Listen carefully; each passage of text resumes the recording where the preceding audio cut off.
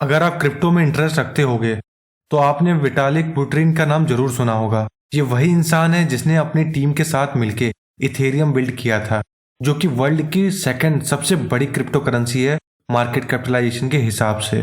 और ये टीम जिसके साथ बुटेरिन ने इथेरियम बिल्ड किया था, उसमें एक मेंबर थे जिनका नाम चार्ल्स हॉस्किंसन था, जिन्होंने एक नया प्रोजेक्ट 2017 में स्टार्ट किया था जिसका नाम कार्डनो है। और ये नाम एक इटालियन मैथमेटिशियन गैरोलैमो कार्डेनो के नाम पे रखा गया है। तो आज की वीडियो में हम कार्डिनो का फंडामेंटल एनालिसिस करेंगे, हम उसका व्हाइट पेपर एनालिसिस भी करेंगे और कार्डिनो के टोकेनॉमिक्स को भी डिस्कस करेंगे, जिससे कि आप ये डिसाइड कर सकते हो कि आपको कार्डिनो में इन्वेस्ट करना चाहिए या नहीं। वैसे मैं ऑलरेडी मैटिक, शिबा और सोलाना के फंडामेंटल एनालिसिस पे वीडियो बना चुका हूँ और वो वीडियो आपको आई बटन और कमेंट सेक्शन में मिल जाएंगी और इस वीडियो के एंड में भी मिल जाएंगी। लेकिन उससे पहले चैनल को सब्सक्राइब करना मत भूलना। So let's start. सबसे पहले हम ये समझते हैं कि कार्डिनो है क्या।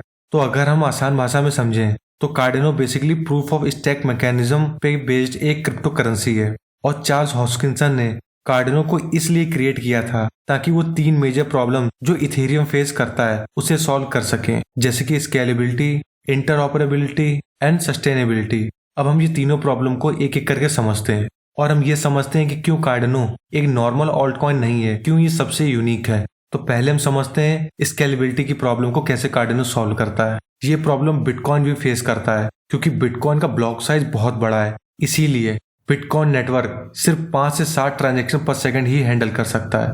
अगर इसे हम बाकी क्रिप्टो करेंसीज से कंपेयर करें तो ये काफी कम है, जो कि फ्यूचर में स्केलेबिलिटी के लिए एक मेजर इशू है। हॉस्किंसन का मानना था कि हमें ब्लॉकचेन सिस्टम को फास्ट करने की जरूरत है क्योंकि फ्यूचर में और भी यूजर्स इंक्रीज होंगे, जिससे कि सिस्टम और स्लो हो जाएगा। अगर इसे हम आसान भाषा में समझे तो हॉस्किंसन चाहते थे कि ब्लॉकचेन्स की जो कैपेबिलिटी है वो लीनियरली इंक्रीज हो, मतलब कि अगर फ्यूचर में यूजर्स इंक्रीज होते हैं तो ब्लॉकचेन भी उसी के अकॉर्डिंग अपग्रेड हो। यही प्रॉब्लम कार्डिनो सॉल्व करता है एपॉक से। एपॉक बेसिकली डिवाइड करता है वैलिडेटर्स को जो ब्लॉक्स को वैलिडेट करते हैं ब्लॉकचेन पे। इसमें होता यह है कि कार्डिनो स्लॉट्स और नोड्स, अगर हम नोड्स को समझें तो नोड्स बेसिकली कंप्यूटर्स होते हैं जो कि ब्लॉकचेन को रन करते हैं। तो Cardano basically slot leaders nominate करता है और कार्डिनो में हम स्लॉट्स को भी और डिवाइड कर सकते हैं।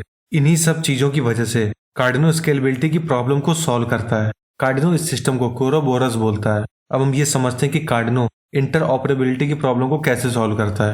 ये प्रॉब्लम काफी बड़ी और पुरानी है और ज्यादातर ब्लॉकचेन नेटवर्क इस प्रॉब्लम को फेस करते हैं। अब इसको हम एक एग्जांपल से समझते हैं।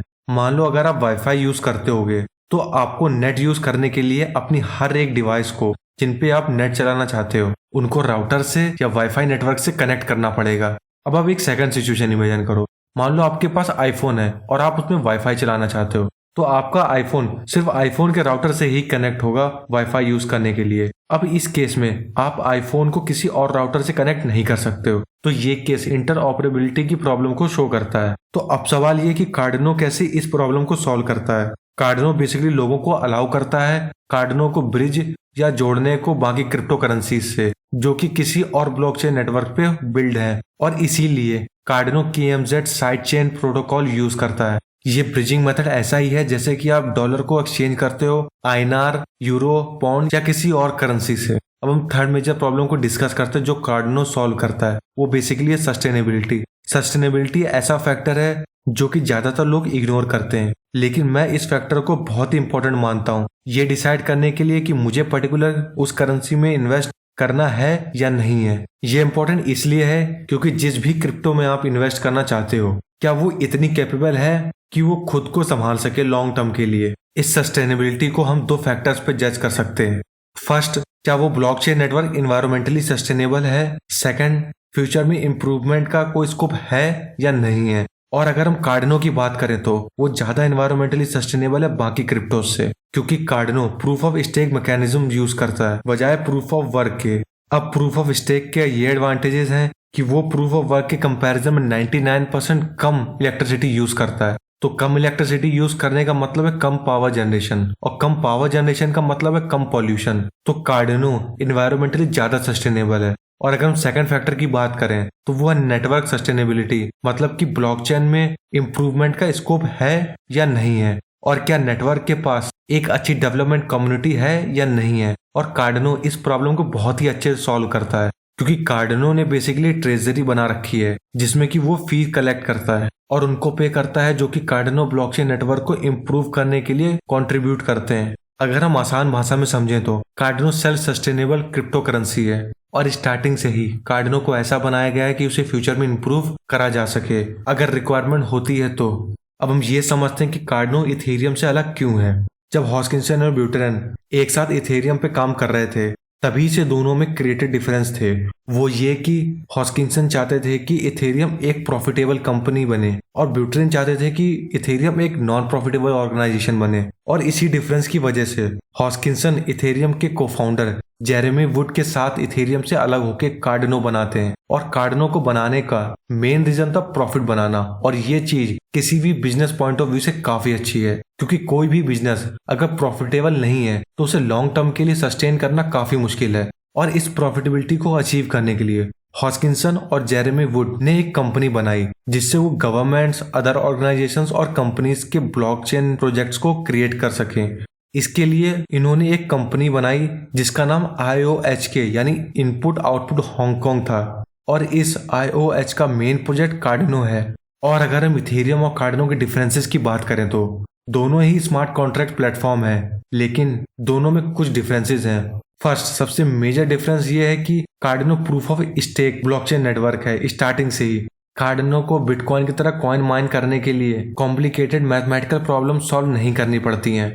कार्डिनो ट्रांजैक्शन को वैलिडेट इस पे करता है कि कौन से वैलिडेटर्स ने कितने कार्डिनो कॉइन स्टेक कर रखे हैं। इसका मतलब ये है कि आपके पास जितना ज्यादा कार्डिनो कॉइन होंगे आपके पास उतनी ज्यादा पावर होगी। और अगर हम इथेरियम की बात करें तो Ethereum proof of work mechanism पे काम करता है, हालांकि इथेरियम अब प्रूफ ऑफ वर्क से प्रूफ ऑफ स्टेक की तरफ मूव कर रहा है। सेकंड मेजर डिफरेंस है कार्डिनो और इथेरियम में वो ये है कि कार्डिनो का जो कॉइन है उसे ADA बोलते हैं और वो डिफ्लेनेशनरी है और इथेरियम इन्फ्लेनेशनरी। दोनों में अंतर ये है कि ADA की जो मैक्सिमम सप्लाई है वो है 45 बिलियन कॉइन, मतलब मैक्सिमम इतने ही कॉइन माइन करे जा सकते हैं, मतलब कि ADA की मैक्सिमम सप्लाई लिमिटेड है। अब इस लिमिटेड सप्लाई की वजह से आने वाले टाइम में कार्डिनो की वैल्यू बढ़ेगी। इसके कंपैरिजन में इथेरियम में हम हर साल और कॉइन माइन कर सकते हैं, मतलब कि इथेरियम की सप्लाई लिमिटेड नहीं है थियोरेटिकली, जिससे आने वाले टाइम में इथेरियम की वैल्यू कम हो सकती है क्योंकि इथेरियम की सप्लाई बढ़ेगी। अब हम कार्डिनो के फ्यूचर पाथ को डिस्कस करते हैं। स्टार्टिंग से ही कार्डिनो प्रॉफिटेबिलिटी और पार्टनरशिप पे काफी फोकस करा है और हाल ही में IOHK जो कि कार्डिनो की पेरेंट कंपनी है, उसने यूनिवर्सिटी ऑफ एडिनबर्ग और यूनिवर्सिटी ऑफ वायोमिंग के ब्लॉकचेन प्रोजेक्ट को सपोर्ट किया है। IOHK की काफी सारी कंट्री लेवल पे भी पार्टनरशिप है, जैसे कि जॉर्जिया और इथियोपिया की गवर्नमेंट ने कार्डिनो के साथ पार्टनरशिप करी है उनके ID वेरिफिकेशन सिस्टम को बनाने के लिए। इन सब पार्टनरशिप से ये तो समझ में आता है कि कार्डिनो का फ्यूचर बहुत ही क्लियर और ब्राइट है और कार्डिनो एक बहुत ही स्टेबल कॉइन है। तो आज की वीडियो में हमने कार्डिनो का A to Z सब कुछ समझा। वैसे आप किसी भी क्रिप्टो करेंसी का फंडामेंटल एनालिसिस कैसे करेंगे उस पर मैंने एक डिटेल्ड वीडियो बना रखी है जो आपको आई बटन और वीडियो के एंड में मिल जाएगी। तो आज की वीडियो में बस इतना ही। Keep investing in your assets and keep investing in yourself. Thank you for watching.